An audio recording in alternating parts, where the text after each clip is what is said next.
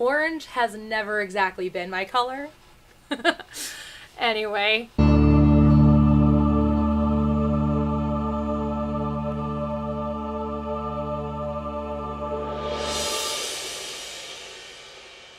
guys, and welcome back to my channel. I am Britt, and if you haven't subscribed yet, you probably should because I talk about geeky things. And if you are brand new to my channel, you may not know that I'm a huge Power Rangers fan. Though you clicked on this video, so obviously you have some inkling that I'm a Power Rangers fan. We have been through my love of Power Rangers before, many times. I have talked about me getting into Power Rangers. I have talked about what I liked about Power Rangers before I got back into it. We've talked about how I told the future and knew that Jason was going to be the Gold Ranger. We've also discussed how I feel about each and every Power Ranger season except for Ninja Steel because I hadn't finished Ninja Steel yet. And I still haven't. Come at me, bro. Neo Saban is terrible. We've also talked about what I feel like Hasbro should do with the Power Rangers franchise. Let's talk about Beast Morphers. Now let me start off by saying Beast Morphers is certainly not the worst Power Ranger season I have yet seen. That still goes to a combination of Ninja Steel, Samurai, and Lightspeed Rescue. I'm not 100% sure all the time which ones are the worst. No, Beast Morphers is actually pretty decent. It's a pretty solid season so far. We're only so far into it, but I figured today would be a great day to do a first impressions because as of recording this, I have only seen the first 4 episodes. And I generally wait until I have seen 3, 4, maybe even 5 episodes before I kind of decide how I feel about something, whether I'm going to continue watching it, whether I'm going to stop watching it, or anything like that, and actually feel like I can do a first impressions. And can we just discuss how long it takes for the theme song to actually occur? I mean, at least in the episode that aired on Saturday that I watched this morning, it was at least 5 minutes, 5.5 minutes into the episode. But the first episode, it was like nearly the end of the episode. I just don't understand it. Anyway, that's not what this video is about. There are so many other things to discuss about Power Rangers Beast Morphers, so let's get into it. So if you guys are unfamiliar, Power Rangers Beast Morphers is actually used on a Sentai that we skipped during the Neo Saban era, and I don't know why we decided to do that when there are plenty of good seasons going forward, but I'm okay with it because the suits are kind of cool. So if you guys are not familiar, it is set in a time where they have been able to harness morphing power. They've been able to harness the Morphin Grid. I'm not exactly sure where the science comes in on that. Then again, you know, the Morphin Grid is not scientific in the slightest. And so there really is no set laws about the Morphin Grid. We saw it to an extent in Operation Overdrive, but that's all. So now we have this thing called Morph X and these Power Rangers. So the 3 people that were chosen to be Power Rangers were not actually all becoming Power Rangers. There's not really much spoilers as to how the show is starting. So our first 3 chosen Power Rangers was going to be Blaze the Red Ranger, Ravi the Blue Ranger, and Roxy the Yellow Ranger. Ravi and Roxy are dating, but because of the rules, they will not be able to date as they are being Power Rangers. Roxy's having trouble with this. Ravi wants to stay, you know, really clean cut when it comes to his new job, and so he's breaking up with Roxy. We've also established that Devin is not the nicest of people, and this formula sounds so very, very familiar when it comes to this person who should be the Red Ranger, but of course does not become the Red Ranger, but becomes evil and the bad guy. Spoiler alert, Blaze becomes a bad guy. It sounds very familiar to Jungle Fury. The formula for this season specifically so far feels very, very Disney-esque to me, so that feels really, really good because I really preferred the Disney seasons. To be honest, I preferred their formulas, and this one seems to be no different. So also reminiscent of a previous Power Ranger season, though not a Disney season, was that of a rich kid named Devin with a rich, powerful father, though his father doesn't seem to be a horrible person like in Time Force, but either way. And somehow he decides to sneak in using his father's pass that he took a picture of and sneaks into this Morphex place, and there you have it. We also have the laundry girl. She becomes important. Wink. What is this? When did I become terrible at making YouTube videos? It's the makeup. So the 3 Rangers are about to be turned into Power Rangers when Evox, the bad guy, decides to plant a virus into the Morphex technology and turns 2 of them into evil avatars. Blaze and Roxy become evil avatars of themselves. Their real selves go into a coma-like state, and Ravi becomes the Blue Power Ranger, which then of course they need 2 more people. Well, who might those 2 people be? Could it be the rich kid and the laundry girl who become very important? I think so! Yeah, so Devin becomes the Red Ranger, and the laundry girl Zoe becomes the Yellow Ranger.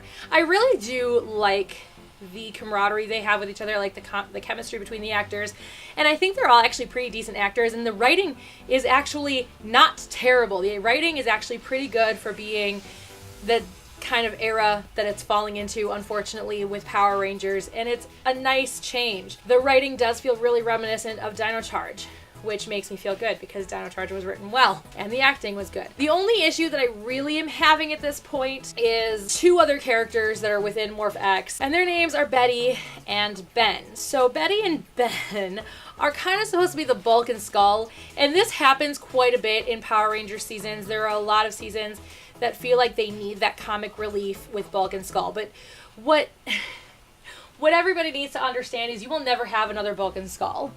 Unless you hire Paul Schreier and Jason Narvi again as Bulk and Skull, you will never truly have Bulk and Skull ever again. I mean, they even tried by hiring Paul Schreier and then hiring a kid actor to play Skull's son. Samurai, just stop. Paul Schreier is a comic genius, as well as Jason Narvi, and together, they are incredible. If you ever hear them talk about how they became Bulk and Skull and what they did with each other to make sure that they could be in sync with each other and do the acting the way that they actually did, it is incredible. Now, my issue with Betty and Ben isn't that they're trying to be Bulk and Skull and failing. While that's part of the problem, my big problem with Betty and Ben is actually more based on the fact that their characters are completely unnecessary, other than throwing in comic relief. Shows tend to do this, especially kid shows will tend to do this. Ever since 30 years ago, it worked for Family Matters. But that is, you take regular, realistic seeming characters, and like this series has all of that. The Power Rangers themselves are not overacting, at least to the extent that these characters do. The people that are serving as their mentors don't. You know, maybe the villains are overacting a little bit, but not to the clowny extent. You take these regular seeming realistic characters and then you put in these really weird cartoony characters. It doesn't really work. It worked for Family Matters and it has worked for some other shows in the past for television and for movies and things like that. But in all reality, this formula just doesn't work. The characters just seem very out there. The characters just seem to be really strange and just completely and utterly out of place. So if you're going to have a kid show and you specifically want it to be campy, then you make all of the characters cartoony, or do it the way that Power Rangers has always done it, with a touch of overacting, but nothing too crazy, and have it be campy that way. Because no matter what, with a kid show, you have to make it campy because you have to get kids interested, and kids are not going to be interested unless it's campy, especially these days. I remember showing my nieces one of my favorite cartoons when I was a kid, called Danger Mouse, and they thought it was incredibly boring, but that's because it's dry British humor. But yeah, I mean, it just tends to be a formula that is used a lot, and Power Rangers has used it in the past. They used it with Samurai, with Bulk, and then Skull's son. I don't even care to remember his name in the show. But they've used it in the past, and the only other time that we've ever gotten close to a Bulk and Skull was Cassidy and Devin from Dino Thunder, and that's because they did it in a very different way. They were very similar to Bulk and Skull, that sometimes they had a little cartoony twist to them, but they weren't like overtly cartoony. They didn't purposely end up in really weird places. You know, they were just trying to figure out who the Power Rangers were, and they ended up in weird situations because of it. So it made sense. But again, they were relatively normal, realistic seeming characters. So it really wasn't a big deal, and it really worked. With this, that's my only real issue getting through this as a 32-year-old woman watching a children's television show.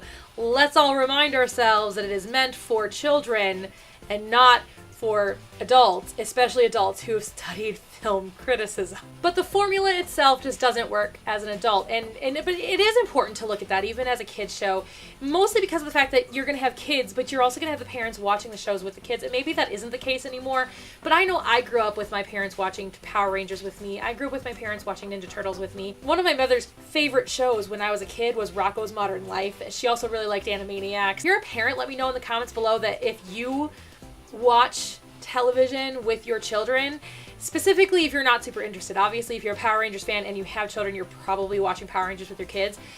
But let me know in the comments below, if you're not super interested in the show itself, do you still watch with the children, at least even just a few times to make sure that it's appropriate for children? So, but you do have to think about that as well when you're making a kid's show. You need to throw in some things that the adults would like.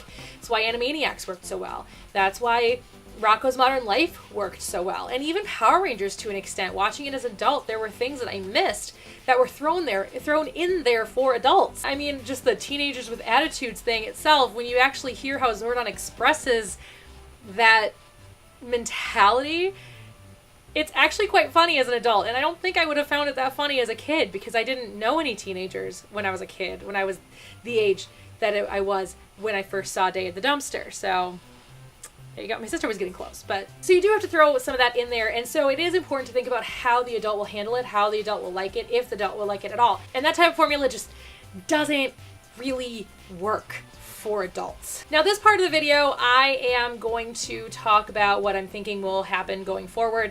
Mind you, I have not seen this Sentai. I only watch things when they are available legally in the United States. So because the Sentai has not been made available in the United States legally yet, I have not yet seen it. So I know nothing about the Sentai. I'm trying really hard to stay away from Sentai stories because now they are coming out. I spoiled myself for a ton back in the beginning. Now that I know I can and that it's coming to a point where I'll be able to see them, I am definitely trying to stay away from spoilers. So do not spoil the Sentai if you have seen it in the comments below, but this is what I'm guessing will happen moving forward. There's another character known as Nate. He is kind of the scientific brains behind everything. He's kind of the Billy, if you will, of the season. He also has a little crush on the Yellow Ranger, which I think is adorable. He is a child prodigy, and I have a feeling much like Miss Morgan in Dino Charge, he probably will become a Power Ranger later on. I know how the Sentais tend to be formalized, and if they start with 3 Rangers, they usually end with either 5 or even sometimes 6, like in the sense of Ninja Storm. So I'm guessing we're going to add at least 2 more Power Rangers before the end of all of this, and I could be totally wrong. I could be completely wrong. Like I said, don't spoil it for me, but this, knowing the formulas of the Sentai and knowing the formulas of Power Rangers, because I've seen every single season, at least one episode of every single season, and studied film criticism in college, I kind of am able to pick up on that, so maybe I'm wrong, but my theory will be that Nate will become a Power Ranger. I don't know what color, because who knows, he wears a white lab coat, so maybe there is a White Ranger coming forward. Wouldn't entirely surprise me because Dino Thunder started with 3 Rangers and ended with a White Ranger. Jungle Fury had 3 Rangers and ended with a White Ranger. Maybe, but then again, there was no White Ranger with Ninja Storm, so who knows? And then the other thing too I think will happen is that they will save Blaze and they will save Roxy, and then of course those 2 will become Power Rangers as well, based on the fact that Blaze is still wearing red and that Roxy is still wearing yellow. I'm guessing they'll probably be like a crimson or gold Ranger, but they could change colors completely. Who knows, because they were originally meant to be the Red Ranger and Yellow Ranger, so that might be why they're wearing those colors right now. So that would be my guess. So my guess is that those 2 will be saved and become Power Rangers as well. So I'm thinking this season will probably end with 6 total Power Rangers, being the red, blue, and yellow Rangers we currently have, followed by Nate and the 2 evil avatars who will be saved, and their bodies will be awoken, and they will also become Power Rangers. Those are my theories. If I'm completely wrong, which people can tell if I'm completely wrong already if they've seen the Sentai and know how many Rangers end in this season, and maybe they just stick with 3. It'd be unlikely, because I think that is really definitely a formula that the Super Sentai definitely follows. Who knows? I could be totally wrong. But that is what I'm thinking about the future of Beast Morphers, and I'm excited to see where this season goes. Like I said, it's a pretty decent season. It's actually pretty solid. The writing's pretty good. The acting is actually really good.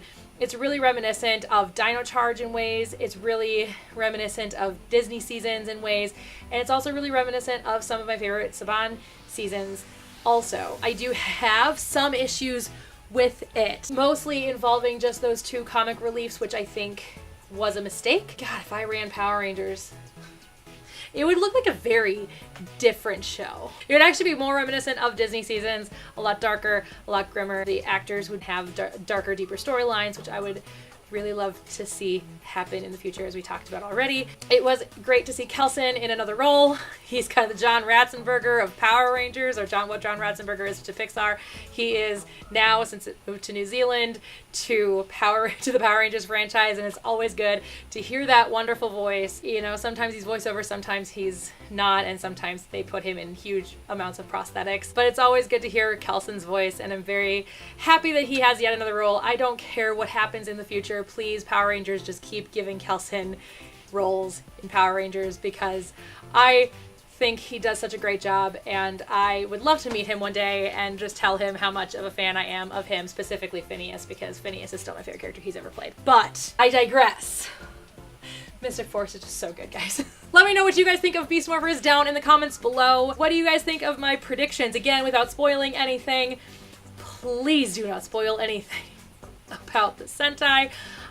Even the colors of Power Rangers, or how many Power Rangers end. I found out with the Sentai for Dino Charge only just because it was going to be the biggest Power Ranger season ever, and I knew that before even going in, so I kind of spoiled myself. I watched a few like clips and whatnot of that Sentai, but it's fine.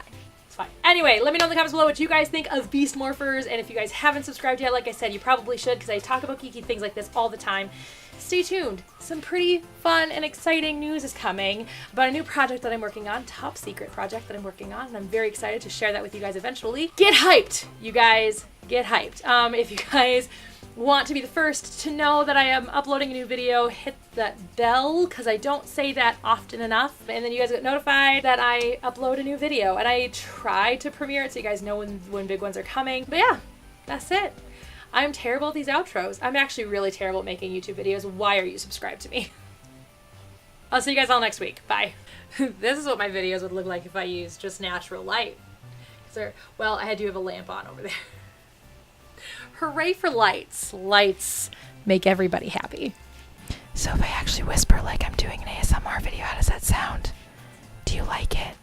Do you want more? I know I do.